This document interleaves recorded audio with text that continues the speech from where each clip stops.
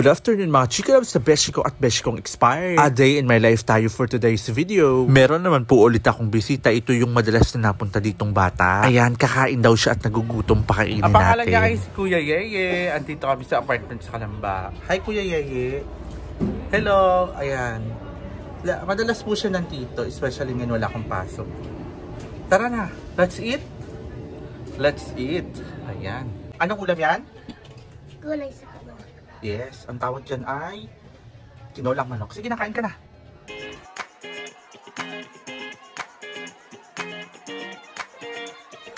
Don't be shy, baby.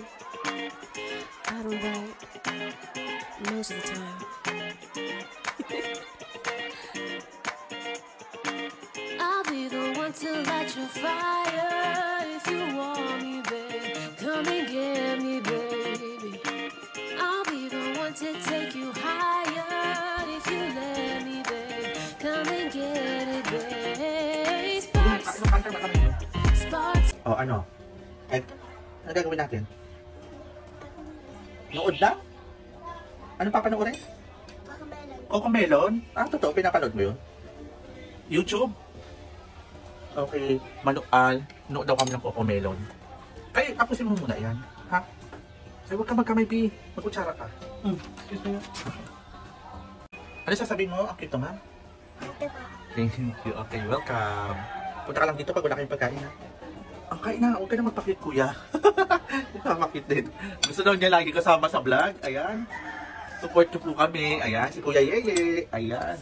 Pag nandito ako sa Kalamba, lagi kang dito, na. Ayan. Alagya ka siya. Lunch siya.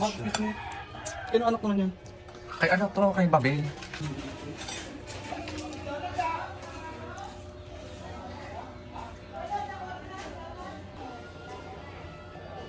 Tapos na?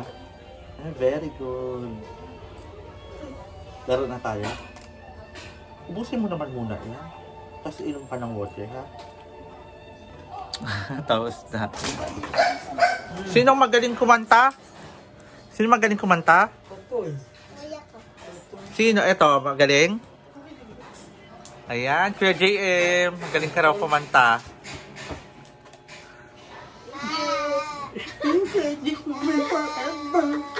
Hush. Pampalakas.